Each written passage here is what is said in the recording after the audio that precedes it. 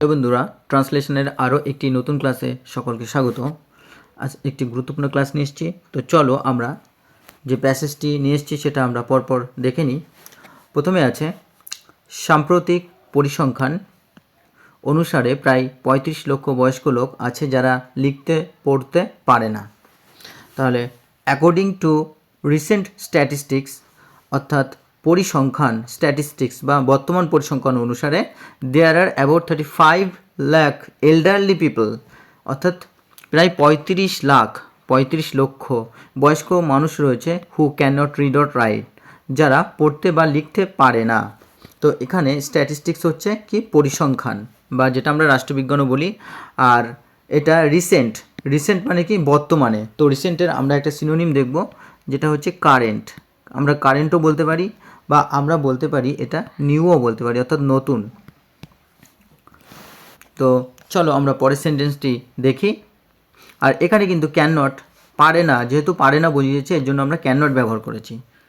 পরের সেন্টেন্সটি, তারা কম বেশি সারা ভারতে ছড়িয়ে আছে। তাহলে দে আর মোর অর লেস, কম বেশি, স্প্রেড অল ওভার ইন্ডিয়া, সারা ভারতবর্ষে ছড়িয়ে রয়েছে তারা কম বেশি। তো এখানে কিন্তু দে আর স্প্রেড, এটা কিন্তু প্যাসিভ ভয়েস, বা তারা ছড়িয়ে আছে, দে আর স্প্রেড, তারা ছড়িয়ে আছে, এটা প্যাসিভ ভয়েস। এবং এখানে কিন্তু আমরা স্প্রেডের সিনোনিমস দেখে নেব। তো স্প্রেডের সিনোনিমস আমরা বলতে পারি স্ক্যাটার্ড,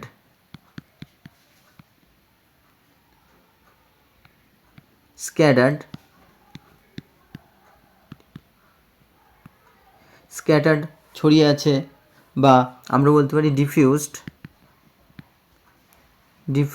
ছড়িয়ে আছে। আর সারা ভারতবর্ষে, সেই জন্য আমরা অল ওভার ইন্ডিয়া লিখেছি। চলো পরের সেন্টেন্সটি দেখি। এটি একটি বড় সমস্যা এবং এই সমস্যার সমাধানের জন্য প্রচুর অর্থ এবং প্রচুর সংখ্যক উৎসর্গীকৃত ব্যক্তির প্রয়োজন। তো এখানে কিন্তু এবং দিয়ে সেন্টেন্সটাকে বড় করা হয়েছে। আমরা ছোট ছোট অংশে ভাগ করে নিয়ে ট্রান্সলেশন করি। তো this is a big problem, এটা একটা বড় সমস্যা, অ্যান্ড এবং it requires a lot of মানি, প্রচুর টাকার প্রয়োজন, and a lot of dedicated people, এবং প্রচুর উৎসর্গকৃত মানুষের প্রয়োজন, a lot of dedicated people, to solve, অর্থাৎ সম্পন্ন করার জন্য বা সমাধান করার জন্য দিস প্রবলেম। তো এখানে কিন্তু আমরা ইনফিনিটিভ ব্যবহার করেছি ভার্বের আগে। তো ভার্বের আগে টু প্লাস ভার্বের 1 নম্বর ফর্ম ব্যবহার করা হয় ইনফিনিটিভ। আর এখানে আমরা ছোট ছোট অংশে ভাগ করে নিচ্ছি সেন্টেন্সটিকে। এখানে আমরা কতগুলো ওয়ার্ডের সিনোনিম জেনে রাখবো, যেগুলি আমাদের পরবর্তীতে হেল্প করবে।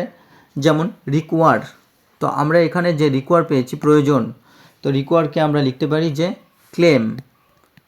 ক্লেম, অর্থাৎ দাবি করা, বা এর জন্য প্রয়োজন হয়, বা ডিমান্ড বলতে পারি আমরা, ডিমান্ড অর্থাৎ প্রয়োজন হয় বা দাবি করে। কি দাবি করে? Lot of money and a lot of dedicated people. আর ডেডিকেটেড জন্য আমরা লিখব যে ডিভোটেড অর্থাৎ উৎসর্গকৃত মানুষ, ডিভোটেড।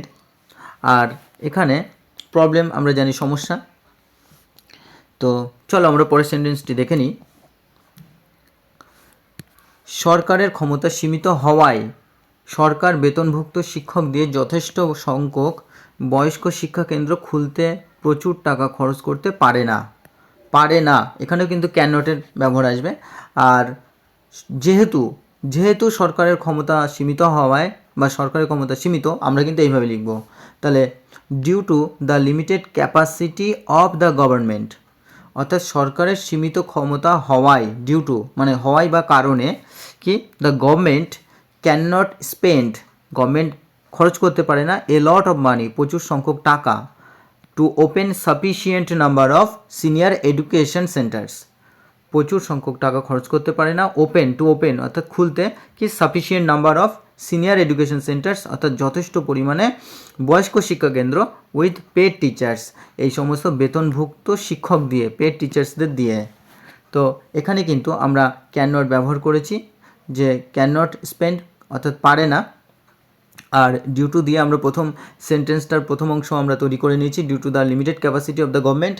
আর এখানে আমরা কতগুলো সিনোনিম দেখে নেব, যেমন লিমিটেড অর্থাৎ একটা নির্দিষ্ট সীমিত, তো আমরা এই লিমিটেডকে বলতে পারি ফিনাইট, একটা নির্দিষ্ট করা, ফিনাইট।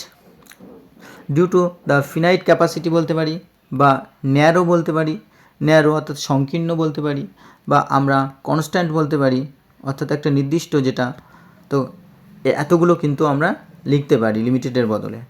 আর এখানে আমরা আরও দেখব যে সাফিসিয়েন্ট, এই সাফিসিয়েন্টের কিন্তু আমরা লিখতে পারি যে এনাফ, এনাফ অর্থাৎ যথেষ্ট, বা আমরা বলতে পারি যে অ্যাডিকুয়েট, অ্যাডিকুয়েট অর্থাৎ পর্যাপ্ত বা যথেষ্ট। আচ্ছা, তো চলো আমরা পরের সেন্টেন্সটিতে যাই। সেই জন্য জনগণের নিরক্ষরতা দূরীকরণে স্বেচ্ছাসেবকমূলক, সামাজিক ও শিক্ষামূলক প্রতিষ্ঠানগুলির একটি বড় ভূমিকা আছে। তাহলে দ্যাট ইজ হোয়াই অর্থাৎ সেই কারণে বা সেই জন্য বলতে পারি আমরা ভলেন্টারি অর্থাৎ স্বেচ্ছাসেবকমূলক, সোশ্যাল সামাজিক অ্যান্ড এবং এডুকেশনাল ইনস্টিটিউশনস এবং শিক্ষামূলক প্রতিষ্ঠানগুলির কি হ্যাভ আছে কি এ মেজর রোল, একটা বড় ভূমিকা আছে to play in eliminating illiteracy, eliminating illiteracy অর্থাৎ নিরক্ষরতা দূরীকরণে অ্যামং দ্য পিপল, মানুষের মধ্যে। তো এলিমিনেটিংটা হচ্ছে কি করা, বাদ দেওয়া। তো বাদ দেওয়ার ক্ষেত্রে আমরা অনেকগুলো সিনোনিম ব্যবহার করব, যেমন আমরা কমানো বলতে পারি, বা রিমুভিং বলতে পারি, রিমুভিং করা, বা আমরা অ্যাবেটিং বলতে পারি, অ্যাবেটিং অর্থাৎ কমানো, বা অ্যালিভিয়েট করা বা অ্যালিভিয়েটিং বলতে পারি। তো এইভাবে কিন্তু আমরা অনেকগুলো সিনোনিম আমরা লিখতে পারি। আর ইলিটারেসি বা ইলিটারেট বলতে পারি আমরা, ইলিটারেসি যেটা অশিক্ষিত। আর এইভাবে কিন্তু আমরা সমস্ত যে ট্রান্সলেশনের প্যাসেজটা এটা আমরা খুব সহজেই করে ফেলেছি, এবং এটা কিন্তু ছোট্ট ছোট্ট অংশে আমরা ভাগ করে নিয়েছি ট্রান্সলেশনের যে বড় সেন্টেন্সটি সেটাকে। আশা করি তোমাদের ক্লাসটি ভালো লেগেছে, এবং এই ধরনের আরও গুরুত্বপূর্ণ ক্লাস পাওয়ার জন্য অবশ্যই যারা প্রথম চ্যানেলটি দেখছেন তারা সাবস্ক্রাইব করে পাশে থাকা বেল আইকনটি প্রেস করে রেখো, এবং বেশি বেশি করে আরও বন্ধুদের মধ্যে শেয়ার করো, যাতে আরও প্রয়োজনীয় এবং বিশেষ করে তোমাদের এক্সামে হেল্প হয় সেই রিলেটেড ভিডিও আরও ক্লাস নতুন নতুন আনতে পারি। তো যারা এতক্ষণ চ্যানেলটি দেখছিলেন তাদের জন্য অসংখ্য ধন্যবাদ। এইভাবে তোমরা স্কিপ না করে দেখতে থাকো, এবং আশা করি তোমাদের ট্রান্সলেশন খুব ইজি হয়ে যাবে। বিশেষ করে পিএসসি ক্লার্কশিপের আগে তোমরা খুব ভালো ফল পাবে। ধন্যবাদ।